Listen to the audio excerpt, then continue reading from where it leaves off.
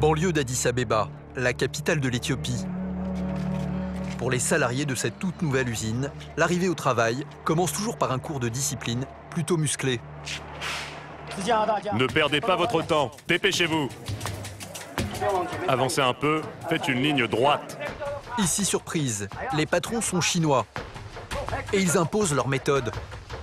La dernière fois, je vous ai déjà montré comment faire. Faut-il que je le redise encore une fois? Tous les matins, ces ouvriers éthiopiens doivent se plier à une série d'exercices quasi militaires. Bras le long du corps. À droite. Droite. Droite. 1, 2. Ils travaillent pour l'entreprise chinoise Weijian, la plus grande société de fabrication de chaussures d'Éthiopie. On va réviser les slogans. La ponctualité. Arriver trop tôt. Être en retard. Être en retard. Ces slogans en chinois, les 5000 employés ont dû les apprendre par cœur. Mais visiblement, leur comportement exemplaire ne suffit pas aux managers. Il faut apprendre les bonnes techniques si vous voulez gagner un bon salaire. Contrairement au slogan de l'usine, les remontrances, elles, sont traduites en amharique, la langue du pays. Notre entreprise ne recherche que des gens qui apprennent vite et bien et qui ont envie de travailler. Chacun en prend pour son grade, même les managers, habillés en rouge. Un responsable doit être exigeant, sinon vous n'êtes pas de bon chef. C'est bien compris? C'est la culture de notre entreprise. Ça aide à la cohésion de l'équipe, à les faire progresser. On leur apprend les qualités indispensables pour bien travailler et gagner un bon salaire. Cette leçon Made in China dure un quart d'heure et se clôture chaque jour par l'hymne de la société.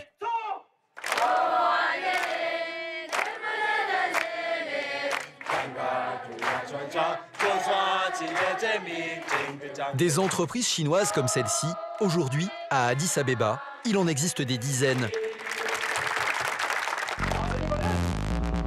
En à peine 10 ans, l'Éthiopie est devenue le nouveau tigre de l'Afrique. Building flambant neuf, quartier d'affaires, transport moderne. Avec 10% de croissance par an, une des plus fortes du monde, l'Éthiopie est le pays qui décolle. Ici, le nombre de millionnaires est en constante augmentation.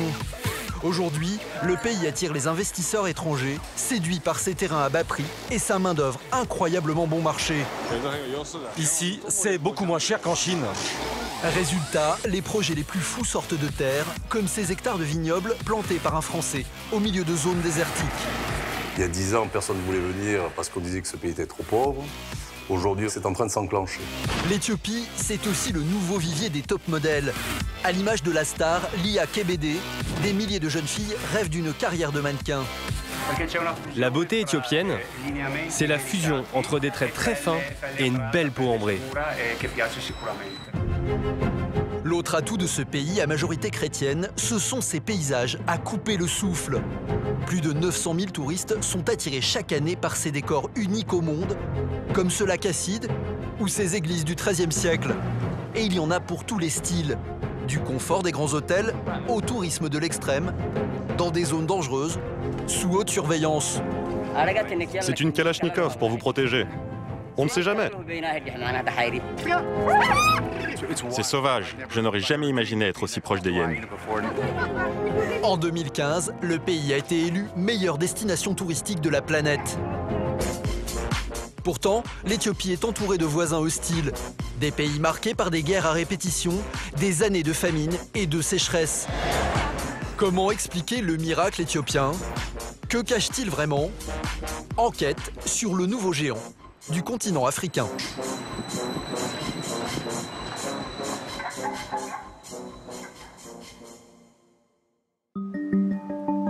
À Addis Abeba, les ascensions sont parfois fulgurantes.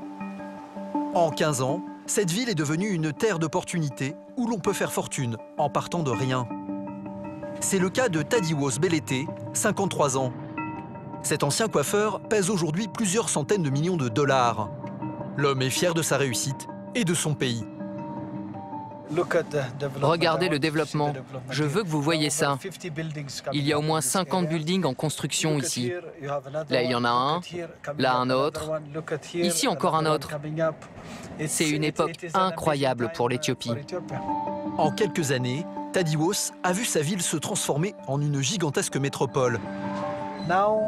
Aujourd'hui, regardez, il y a des autoroutes, il y a des tramways, des buildings, des centres commerciaux, des cafés, des restaurants, des résidences. Un développement effréné qui attire des hommes d'affaires du monde entier. Tadiwos a été l'un des premiers à profiter de cette nouvelle clientèle. Il possède aujourd'hui 6 hôtels de luxe et de nombreux restaurants. Bonjour, vous allez bien? À quelques minutes d'Addis Abeba, voici son premier complexe, construit il y a 14 ans. Dans cette réserve naturelle, les touristes sont comme coupés du monde. Le confort en plus. Piscine, bar lounge, spa 1001 nuits, restaurant gastronomique, un luxe à 400 € la nuit, soit 10 fois le salaire moyen d'un Éthiopien. L'hôtel affiche souvent complet, alors Tadiwos a décidé de s'agrandir. Il fait construire une dizaine de nouvelles suites de 100 mètres carrés. Tout se passe bien pour vous ici? Ce matin, le businessman n'est pas satisfait. Le carrelage a été mal posé. Je ne veux plus de discours, je veux des résultats. Regarde, là je ne suis pas content. C'est loin d'être parfait. Sur le chantier, comme dans les affaires, Tadiwos est intraitable. Regarde ça là, c'est pas bien. Et là-bas, c'est pareil, ça ne va pas. Tout ça, c'est ta responsabilité, c'est pas sérieux. Je veux que tu arranges tout ça, sinon ça va mal se passer. Je suis en train de vérifier les derniers détails. On a des clients de haut standing qui viennent, donc je ne veux pas qu'ils se plaignent. Je veux qu'ils arrivent et qu'ils se disent « Waouh, c'est un super endroit ». Tadiwos est exigeant avec ses employés, car ici, il ne reçoit pas n'importe qui. Là, c'est le président du Mozambique. Là, c'est le président Kagame du Rwanda. Là, c'est le président de l'Afrique du Sud. Et là, le président du Burundi. Des hommes politiques, des patrons de multinationales comme le directeur de Boeing, et même un ancien dictateur qui avait ici ses habitudes. C'est le président Kadhafi. Quand il était vivant, il venait en Éthiopie et il venait ici. Il fermait tout l'hôtel et il plantait sa tente juste là. Et il allait chasser avec le bateau. Tadiwos a commencé à investir en Éthiopie il y a 14 ans. À l'époque, il est le premier businessman à construire une tour dans Addis Abeba. Un building de verre et d'acier, 5 étages, symbole de sa réussite. Il y ouvre le plus grand institut de beauté du pays. 100 mètres carrés avec salon de coiffure, manucure, spa, bar à cocktail et restaurant. Aujourd'hui, le multimillionnaire emploie 3000 personnes et travaille en famille. Là, c'est le département du marketing et de la vente. Cette ravissante jeune femme, c'est ma cousine. Et voici ma femme.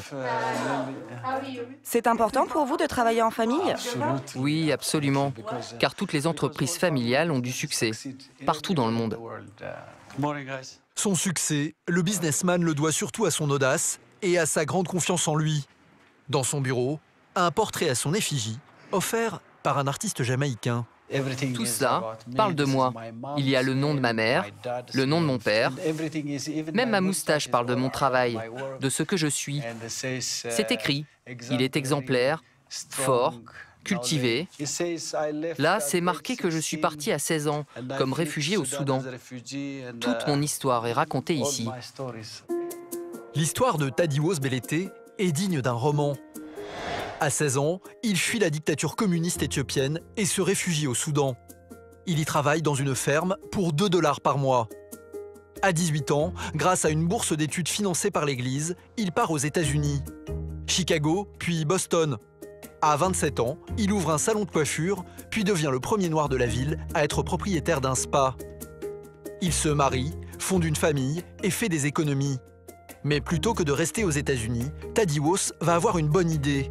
Revenir en Éthiopie, y investir tout son argent. Un coup de poker qui va s'avérer gagnant, bien au-delà de ses espérances. Ça, c'est une vue de toute l'île. Aujourd'hui, Tadeusz est l'une des plus grandes fortunes du pays. Il vient même de s'offrir une île à Djibouti, le pays voisin. 7 millions de dollars pour un bail de 30 ans. C'est dans cet endroit paradisiaque qu'il veut construire l'hôtel le plus luxueux d'Afrique de l'Est. Ces villas auront une vue imprenable sur la plage. C'est un rêve qui devient réalité. Pour moi, c'est une bénédiction de Dieu. Je suis très heureux et très fier. Une fois par mois, Tadeusz s'embarque sur son yacht. Un écrin luxueux pour se rendre sur son île et surveiller l'avancée des travaux. Mon île est là-bas. La première fois que je l'ai vue, j'en suis tombé amoureux. Une bande de terre d'à peine 5 km², située à seulement 1 heure d'avion de l'Éthiopie. Musha Island, cette île sauvage, sera bientôt le paradis du luxe nature. Bienvenue sur l'île Musha. Ici, c'est comme prendre un bain chaud. Il y a une plage incroyable où on peut se promener. Il y a des poissons de toutes les couleurs. C'est juste fantastique. L'île paradisiaque est connue pour ses spots de plongée et fréquentée par quelques touristes. Tout va bien pour vous ici? Mon nom est Tadeusz. Et vous? Mon nom est Harold, je viens d'Allemagne. Et vous? Klaus, enchanté, je viens aussi d'Allemagne. Je suis propriétaire de cet endroit et je vais bientôt y construire un hôtel. J'espère que ça vous plaira. Vous espérez beaucoup de touristes ici? Ah oui, j'en attends beaucoup. Il y a beaucoup d'Américains qui viennent dans le pays. Il y a aussi des milliers d'étrangers et beaucoup de touristes éthiopiens. C'est bien plus que ce qu'on peut espérer. Sur le chantier, les ouvriers n'en sont qu'aux fondations. Mais le multimillionnaire rêve déjà de son hôtel. Il veut construire 54 suites présidentielles et 220 villas de plus de 200 mètres carrés chacune. Ici, ce sera la chambre à coucher. Toutes les chambres auront vue sur mer. Et là, il y aura des chambres sur pilotis avec un accès direct à l'eau. Chacune des chambres sera louée au moins 1 000 €. Avec cet hôtel, Tadeusz va réaliser son rêve. Être le premier Éthiopien à la tête d'un des plus luxueux palaces d'Afrique de l'Est. S'il s'est enrichi si vite, c'est grâce à la croissance exceptionnelle de son pays. Plus 10% l'an dernier, 10 fois plus qu'en France. L'Éthiopie est une poule aux œufs d'or qui attire les plus grands groupes de la planète. Et forcément, les Français veulent aussi leur part du gâteau. À 150 km au sud d'Addis Abeba, au beau milieu de cet univers désertique, une propriété privée sous bonne garde. Derrière cette barrière, un décor étonnant, jamais vu dans le pays. Des vignes à perte de vue. Elles appartiennent au groupe français Castel, une entreprise bordelaise devenue numéro 3 du vin dans le monde, qui a décidé de parier sur l'Éthiopie. This is the last plot we are harvesting. Le directeur de l'exploitation, le voici. Bernard Coulet, 64 ans. Il est bon, excellent. Ça a quel goût ce raisin? Muscat, Aussi bon qu'en France? meilleur. Pour lui, l'Éthiopie, c'est la terre promise du vin. Sur ces hauts plateaux, des conditions climatiques idéales, du soleil et beaucoup de pluie. Des terrains disponibles pour une bouchée de pain. Ici, la terre se loue 70 € par hectare et par an. Sans compter les exonérations d'impôts et la main-d'œuvre à prix cassé. Un Éthiopien gagne en moyenne 30 € par mois. C'est vrai que la main-d'œuvre n'est pas chère. On embauche sans doute plus de personnes pour faire les vendanges ici que ce qu'on le ferait en France ou même au Maroc ou en Tunisie. L'entreprise française a investi 300 millions d'euros dans le pays. Ça, on a reçu les étiquettes, là, finalement? Mais pour que l'opération soit rentable, elle doit maintenant exporter sa production à travers toute la planète. Et le plus dur reste à faire. Il faut maintenant convaincre les clients étrangers de la qualité des vins éthiopiens. Pour cela, Bernard Coulet a décidé d'organiser une visite de son domaine. Thanks, welcome at the Castel Winery. Aujourd'hui, il reçoit une dizaine de représentants de grandes marques de l'hôtellerie et de la restauration, susceptibles de conclure avec lui de gros contrats. Des négociants chinois, européens, et il a également invité Tadeusz Belete, le multimillionnaire qui sert déjà son vin dans ses établissements. All the other wines are bottled, and now we are bottling the rosé. C'est un partenaire important, Tadeusz Belete? Oui, oui, c'est un partenaire important parce que c'est symbolique, mais c'est la marque Éthiopie. Et on essaye de s'associer avec ce qui est très symbolique de l'Éthiopie qui réussit. C'est nouveau le vin en Éthiopie? Oh, tout le monde maintenant commence à apprécier le vin. On n'arrive même pas à répondre à la demande des gens. Le vin blanc est fantastique, les vins rouges sont formidables, la demande est grandissante, les commandes augmentent tous les ans. Le point d'orgue de la visite, c'est la dégustation. Le moment de vérité pour Bernard Coulet. Il a choisi de faire goûter sa dernière production. Un rosé très sucré qui cible une clientèle bien particulière. Cheers. Cheers. Tadeusz semble convaincu. Extra. Ce rosé, c'est tout à fait le genre de vin apprécié par les femmes en Éthiopie. Bernard Coulet n'a pas choisi ce vin par hasard. Avec les acheteuses du jour, il a tapé dans le mille. Ce rosé est complètement dingue. Il est parfait pour le marché taïwanais. Car là-bas, il y a beaucoup de femmes. Et ce goût sucré, elles en raffolent à Taïwan. Somebody you don't like? Okay. L'opération est un succès. C'est un pays qui, là, est en train d'intéresser le monde entier. Il y a 10 ans, personne ne voulait venir parce qu'on disait que ce pays était trop pauvre. Aujourd'hui, on dit que c'est parce qu'il est pauvre qu'il a un potentiel de croissance. Et je crois que c'est en train de s'enclencher. Aujourd'hui, Castel aura peut-être convaincu ses premiers clients étrangers. L'entreprise française produit déjà 1,5 million de bouteilles par an dans le pays et compte multiplier ce chiffre par 3 d'ici 2 ans.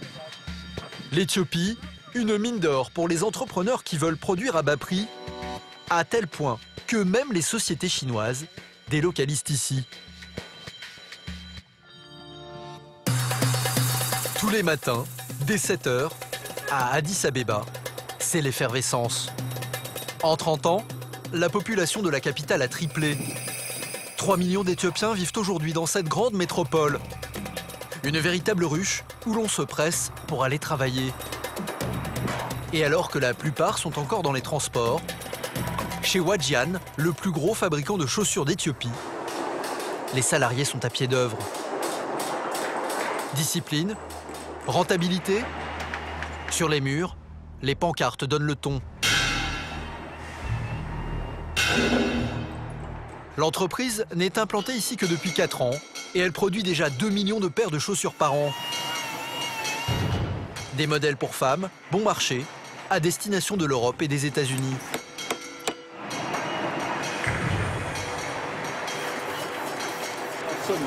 Attention, ces baguettes ne sont pas droites. Ça va déformer les chaussures. Pour produire vite, les Chinois ont recruté et formé 5000 Éthiopiens. Une majorité de jeunes qu'ils peuvent exploiter au maximum. C'est très avantageux de venir en Éthiopie, car la main-d'œuvre est vraiment bon marché. Et c'est surtout beaucoup moins cher qu'en Chine. Ici, le salaire moyen n'est que de 30 € par mois. C'est 10 fois moins qu'en Chine. Mais les employeurs n'en sont pas moins exigeants. Toute la journée, les ouvriers éthiopiens sont sous étroite surveillance. Il faut que les 2 semelles soient identiques. Une dizaine de Chinois sont chargés de tout contrôler, y compris les contrôleurs eux-mêmes. Reste ici pour l'inspecter. Surveille-le bien. Gaojian, Gaojian. Regarde, ils ont mis trop de colle. C'est n'importe quoi. Ici, c'est trop large. Et la fermeture est mal placée. Faut tout refaire. Jenyon, viens voir. Celui-là, envoie-le à l'atelier lavage. Il est vraiment trop stupide. Lui? Allez, viens. Les employés travaillent au minimum 48 heures par semaine. Ils commencent à 7h30 et peuvent rester à leur poste jusqu'à 21h, avec seulement 30 minutes de pause pour le déjeuner, pas une minute de plus. Le rendement est même suivi en temps réel par le manager. On contrôle la production chaque heure. Et là, c'est comment? C'est bien ou pas? Là, c'est moyen. Oui, moyen. Selon lui, les Éthiopiens travaillent 2 fois moins vite que les ouvriers chinois. Le problème dans cette usine, c'est que les ouvriers ne sont pas assez concentrés sur le travail. Ils font comme ça, ils regardent à gauche et à droite. Heureusement qu'on fabrique des chaussures et pas des voitures. Si les Chinois se plaignent, produire en Éthiopie reste très rentable. Ils profitent en plus d'une absence totale de droit du travail. Ici, pas question de se plaindre. Les syndicats n'existent pas et la parole est surveillée. Pour interroger les ouvriers sur leurs conditions de travail, on nous impose d'être accompagnés par un des responsables, un Éthiopien formé en Chine. Tu es contente de ton travail? Elle est timide. Tu aimes ton travail? C'est un bon travail. Et toi? Oui, j'aime mon travail. Combien d'heures tu travailles par jour? 12 heures par jour. Tu aimes ton travail? Oui. Tu gagnes combien par mois? Vas-y, tu peux lui répondre. 50 €.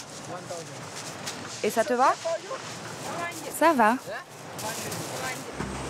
Aucun salarié n'ose donner son avis devant la caméra. Lors d'un moment d'inattention du responsable, un employé va nous glisser son numéro de téléphone. Il dit vouloir nous parler. Le lendemain, à une dizaine de kilomètres de l'usine chinoise, nous avons rendez-vous avec cet employé.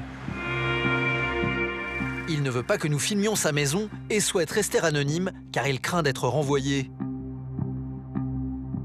Le jeune homme, que nous appellerons Daniel, est venu de la campagne pour chercher du travail. Il doit louer cette pièce de 9 mètres carrés, sans lit ni toilette. Ici, c'est le coin pour me laver. Et ici, c'est pour faire ma vaisselle. Là, j'ai ma petite fenêtre. Et pour dormir, je suis obligé de m'allonger ici. Cela fait 1 an et demi qu'il a été embauché dans l'usine chinoise. Mais avec un loyer de 20 € par mois, pour un salaire mensuel de 30 €, il ne s'en sort pas. Le problème dans cette usine, c'est que le salaire est très faible. En tout cas par rapport aux heures de travail énormes que nous faisons. Et on ne peut pas discuter. On ne peut rien dire dans cette usine. C'est tout sauf une démocratie. À la moindre erreur, on se fait renvoyer. Ou alors on doit payer des amendes qui vont de 5 à 15 € et qui sont prélevées directement sur notre salaire. Les patrons se fâchent très vite et ils vont même jusqu'à te lancer des chaussures en pleine figure. C'est vraiment difficile de travailler avec eux. Je suis content que le pays se développe, bien sûr, mais je trouve que les ouvriers sont lésés. C'est nous qui payons le prix fort. Daniel dit vouloir chercher un autre travail ailleurs. Car il a l'impression que c'est sur le dos de la main-d'œuvre éthiopienne que se construit le grand bond en avant du pays. En 10 ans, la pauvreté a reculé de 34%. Aujourd'hui, une classe moyenne a émergé. 22 millions d'Éthiopiens, plus d'un quart de la population, travaillent, consomment et cherchent à devenir propriétaires. Pour répondre à cette nouvelle demande, des villes entières sortent de terre. Immeubles collectifs, maisons individuelles et même villas de luxe. À 20 km de la capitale, voici à quoi ressemblent ces nouveaux quartiers pour familles aisées. Ici, c'est un peu le Beverly Hills de l'Éthiopie. À terme, 20 000 personnes pourront s'y installer pour profiter d'un mode de vie à l'occidental. Teddy est l'un des entrepreneurs qui a conçu ces villas de standing, bientôt commercialisées. C'est l'une des plus grandes maisons que nous avons. Elle vaut 370 000 €. Ici, On est loin de l'habitat traditionnel. Un espace de 500 mètres carrés avec cheminée, moulure et matériaux de qualité. Ce beau parquet a été fabriqué ici, dans le pays. Et ce marbre, on l'a importé de Chine, mais à l'origine, il vient de Grèce.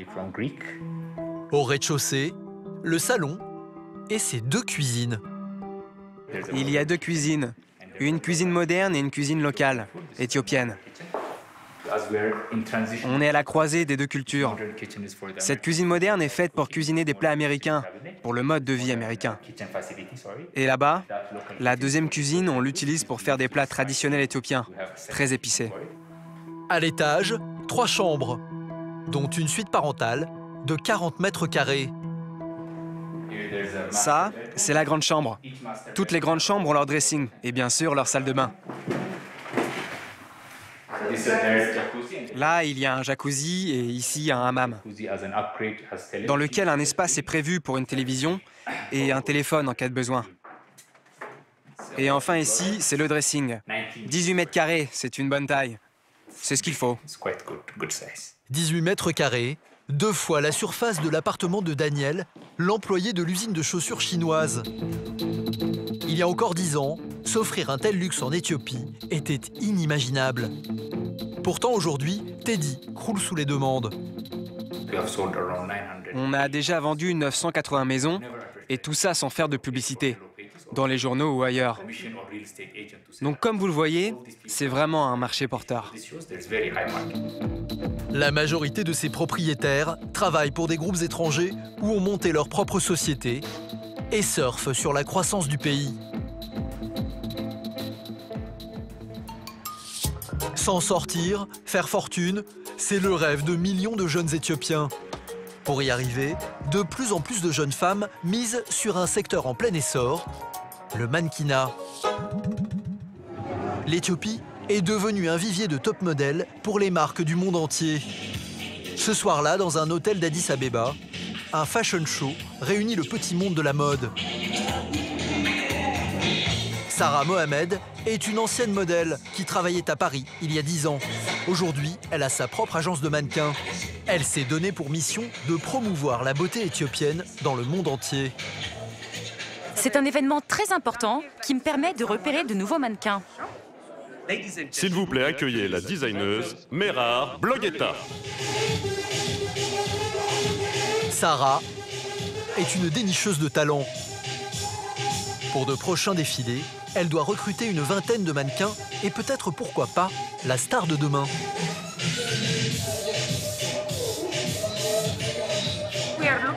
Je recherche les filles qui ont les plus jolies formes. Je crois que j'en ai repéré 3. Ces femmes ont des jambes incroyables.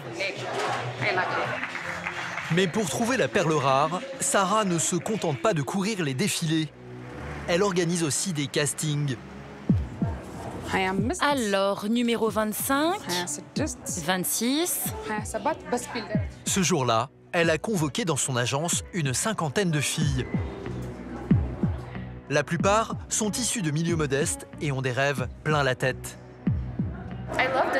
J'adore ce job. C'est génial d'être l'ambassadrice d'une marque de vêtements ou de cosmétiques. J'ai vraiment envie de devenir mannequin. Elles espèrent toutes suivre la voie de leurs aînés. Ces mannequins éthiopiennes devenues stars, comme Lia Kebede, top modèle à la carrière internationale, repérée dans son lycée à Addis Abeba. Ou encore Anna Guettané. Avec sa coupe à la garçonne, elle fut l'égérie de Valentino et Christian Lacroix, des icônes pour ses apprentis mannequins. Pour celles qui ne me connaissent pas, je m'appelle Sarah Mohamed. Je voulais vous parler d'événements importants. On a 3 défilés bientôt. Pour ces défilés, on veut des filles parfaites, qui soient vraiment au standard international et vraiment parfaites. Maintenant, on va commencer la sélection. Dans le jury, 2 designers italiens. Ils sont venus repérer les jeunes filles qui pourraient faire carrière à Milan. Chez les beautés éthiopiennes, il y a un mélange très intéressant entre des traits délicats et une belle peau ambrée.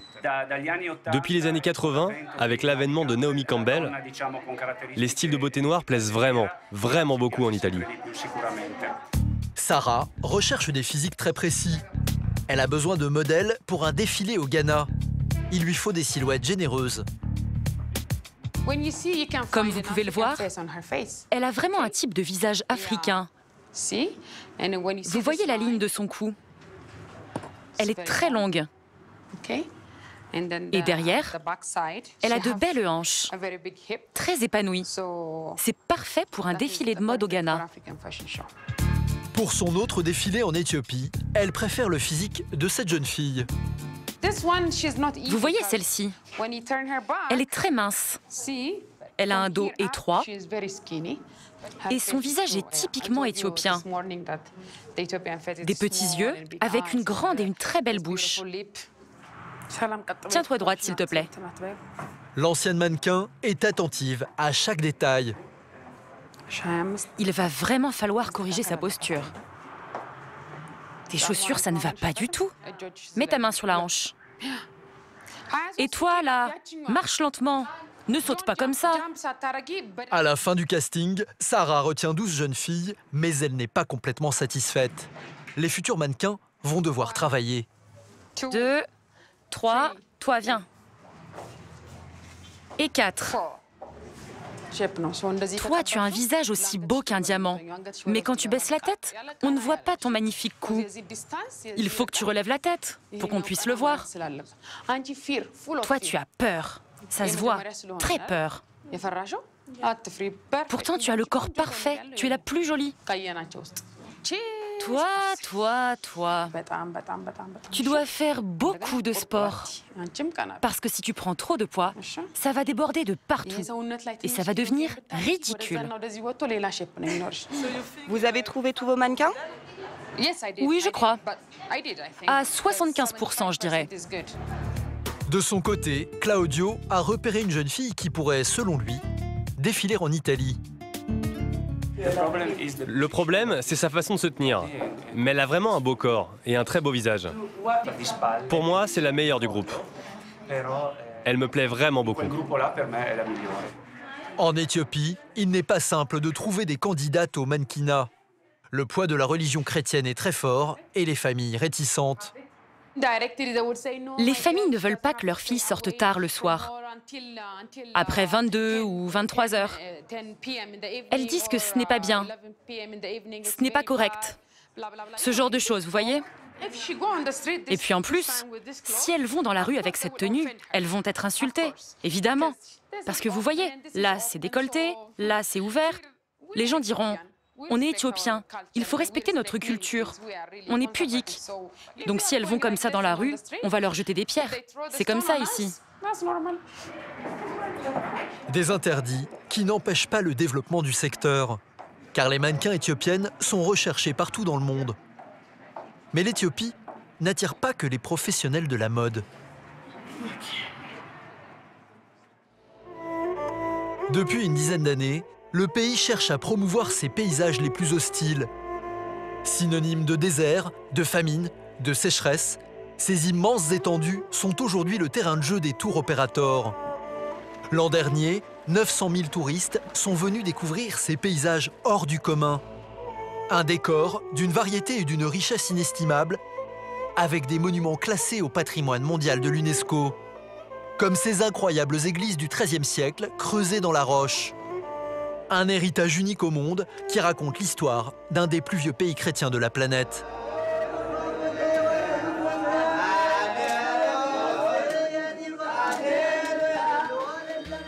Avec l'industrie, le tourisme est le deuxième pilier du miracle économique. Et aujourd'hui, pour se développer encore plus, le pays mise sur un nouveau type de séjour très particulier. Des voyages de l'extrême. À Mekele, près de la frontière érythréenne, un groupe de 6 touristes s'apprête à faire une expédition qu'ils ne sont pas prêts d'oublier. Pas de ceinture de sécurité pour la place du milieu derrière. Ce qui peut être un petit problème en cas de choc. Romain, 27 ans, est un peu tendu. Le jeune Lyonnais est un habitué des voyages sportifs, mais ce jour-là, il part avec un handicap. Je me suis fait mal à la cheville avant-hier. Donc on va voir, j'ai des sticks pour marcher. Bob et Johan, deux Allemands d'une vingtaine d'années, sont plus détendus. Ça va être une super aventure, une super expérience. J'ai juste peur d'avoir trop chaud et pas assez d'eau. Mais on va voir, ce sera la surprise. Le groupe a réservé dans cette agence, une des moins chères de la ville, un séjour de 3 jours. 350 € par personne, hébergement et repas compris. Israël, le patron, leur servira de guide. Le programme s'annonce bien rempli. On va rouler pendant 5 heures. Au coucher du soleil, on montera jusqu'au volcan. Le lendemain matin, on redescendra le plus tôt possible, avant qu'il ne fasse trop chaud. Les 4x4 sont chargés avec des dizaines de bouteilles d'eau, des matelas et des vivres. Pour cette expédition, il faut tout prévoir, car la zone est désertique et ce n'est pas le seul risque. Est-ce que ce voyage est dangereux? Non, il n'y a pas de danger. On a prévu des mesures de sécurité, des gardes, juste au cas où il y aurait encore un problème, comme il y a eu il y a 2 ans. Qu'est-ce qui s'est passé?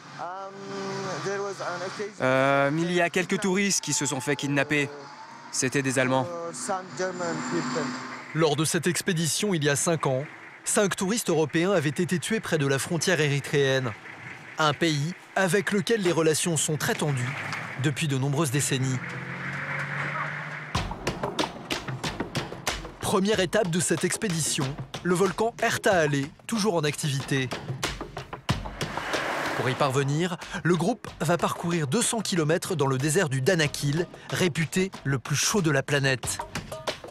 Très vite, les 4x4 quittent l'asphalte pour la piste et ses routes chaotiques. C'est comme si on roulait sur des rochers. Ce sont des pierres de lave. C'est vraiment difficile. La mécanique ne résiste pas longtemps. En plein désert, une première panne. Oui, c'est seulement la courroie de transmission. Allez, le problème arrive. J'ai l'impression. Ouh, le vent est chaud là. Il fait plus de 40 degrés, c'est sûr. Avec de la poussière, forcément. Et ouais, il n'y a pas grand chose autour. Alors allez les gars, on y va. Pour rentabiliser son business, Israël a monté cette expédition avec peu de moyens. De vieilles voitures et beaucoup d'improvisation.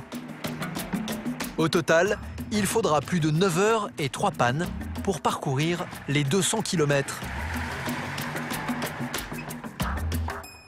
Il est 21 h. Le groupe arrive enfin au pied du volcan. Romain est épuisé, mais l'heure n'est pas encore au repos. On a besoin d'une bonne petite sieste. Peut-être d'une nuit de sommeil avant de commencer, mais je crois qu'on commence dans pas longtemps. Une petite collation pour reprendre des forces avant un trek de 3 heures. Des dromadaires sont là pour porter le matériel et un garde armé escorte le groupe. Oui, c'est une Kalachnikov. C'est pour vous protéger. Au cas où il se passe quelque chose, on ne sait jamais. Dans cette zone sensible, le gouvernement éthiopien paye des gardes pour éviter les kidnappings. Le cratère est à 610 mètres d'altitude. L'ascension se fait de nuit afin d'échapper aux grosses chaleurs. Ici, il fait parfois plus de 50 degrés en plein soleil. On dirait de la cendre volcanique, avec un peu de végétation qui a l'air un peu grillée quand même. 3 heures de marche, mais le périple en vaut la peine. Au milieu de l'obscurité, le volcan Erta-Ale, un des plus grands du monde.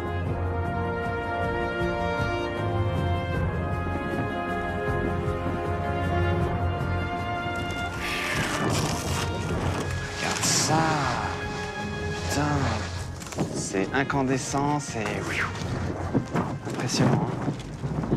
Ici, aucune mesure de sécurité, pas de barrière. Les touristes sont à quelques centimètres du cratère et de la lave bouillonnante, plus de 1200 degrés. En 2005, une éruption a coûté la vie à 250 habitants de la région. Régulièrement, des coulées de lave jaillissent Mais pas de quoi refroidir les agences de voyage qui continuent d'y amener des touristes. C'est fou, c'est incroyable. On a l'impression d'être au centre de la Terre.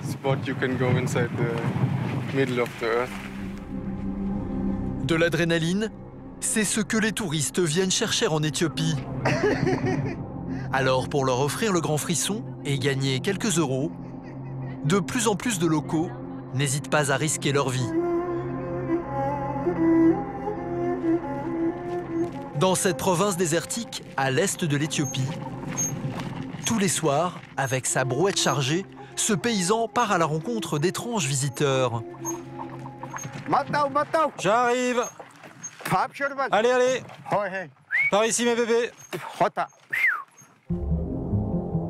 Dans la nuit, des dizaines de hyènes attendent leur repas. Ces prédateurs aux mâchoires impressionnantes foisonnent en Éthiopie et sont la cause de nombreux accidents. Mais ici, une tradition veut que les hyènes soient nourries par les hommes afin qu'elles ne tuent pas le bétail. Chacun votre tour, hein, chacun votre tour. Attention, attention. Ce spectacle unique au monde est devenu une attraction pour les touristes qui payent 5 € par personne. John vient de Washington. C'est sauvage. Je n'aurais jamais supposé, même en rêve, me retrouver si proche des hyènes. C'est vraiment, vraiment fascinant. Pour protéger les vacanciers, un policier, armé d'une kalachnikov.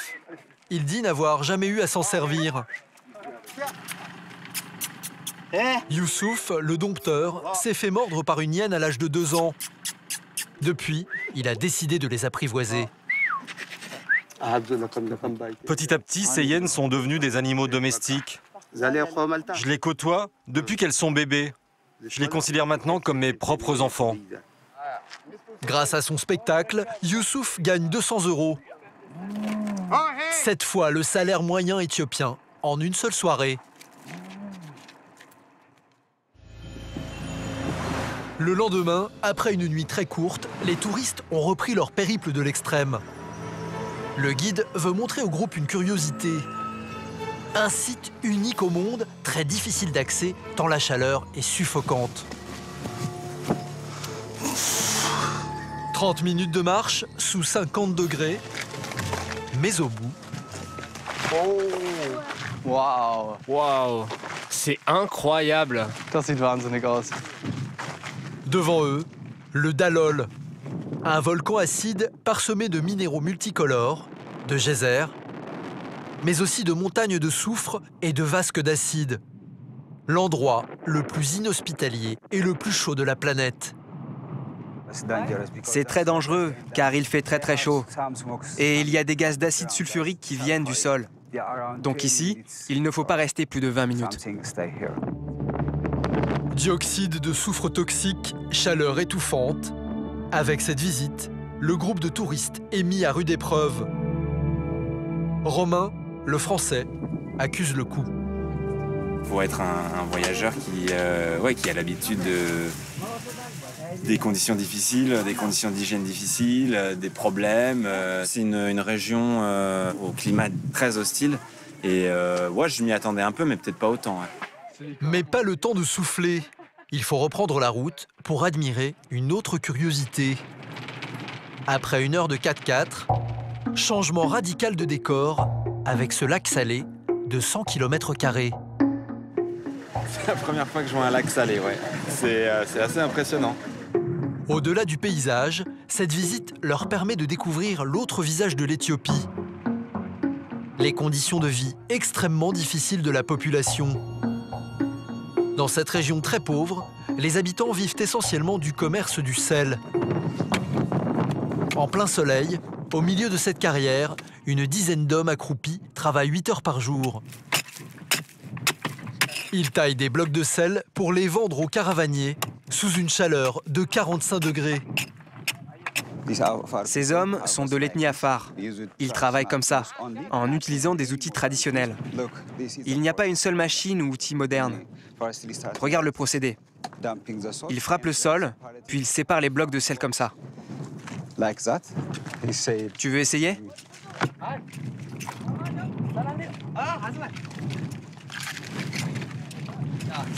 C'est très dur, très fatigant. Je pourrais pas tenir longtemps, surtout avec cette chaleur. Là, il fait chaud, il nous demande de l'eau. Au niveau des conditions de travail, c'est pas terrible comme boulot. Mohamed a 40 ans, 20 ans qu'il travaille ici. Ce qui est difficile avec ce travail-là, c'est que le soleil tape très fort sur ma tête. C'est ça qui m'a donné les cheveux gris. Il y a le sel aussi qui m'irrite les pieds. Et ce n'est pas bon pour la santé. Le soleil est terrible. Tout ça, ça me fait mal un peu partout. Mohamed vend chaque bloc de sel 15 centimes d'euros. Ils sont ensuite chargés sur les dromadaires, puis les caravaniers prennent la route. 3 à 4 jours de voyage, à pied, pour aller vendre leur chargement en ville. Malgré le miracle économique, la misère n'a pas disparu. Aux abords des villes, elle a même tendance à augmenter, car le gouvernement exproprie les paysans des campagnes.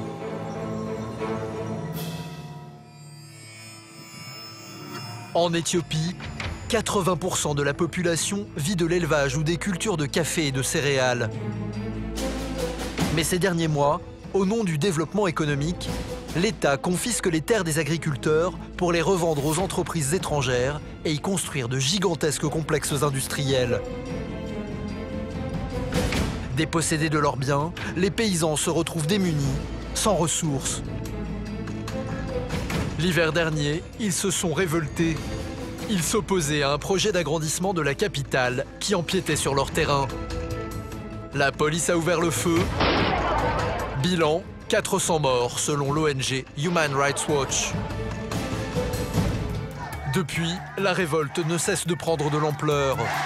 Une dizaine d'entreprises étrangères a été incendiée. Des hôtels saccagés. Selon Amnesty International, les autorités ont arrêté 10 000 manifestants et tué plus de 800 personnes depuis 2015.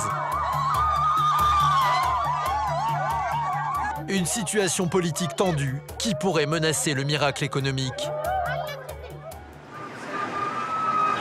Nous avons voulu rencontrer ces fermiers expropriés.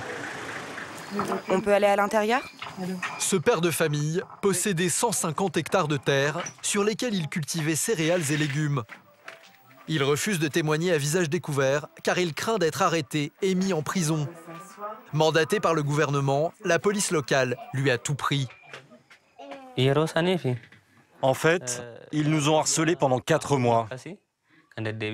Ils sont venus et revenus plusieurs fois chez nous. C'était insupportable. On était sous pression. Et on a été obligé de donner nos terres. Vous savez, notre vie repose entièrement sur l'agriculture. Nous ne savons rien faire d'autre. Il dit avoir reçu moins de 1 000 euros. Une faible compensation, car il doit subvenir aux besoins de toute sa famille. Aujourd'hui, il transporte des personnes dans sa charrette. Un gagne-pain qui lui rapporte quelques euros par mois. Mais pauvreté et confiscation des terres ne sont pas les seuls dangers qui menacent les paysans éthiopiens. Le pays est frappé par une sécheresse d'une ampleur quasi jamais vue. 10 millions de personnes risquent de ne plus pouvoir se nourrir dans les prochaines semaines.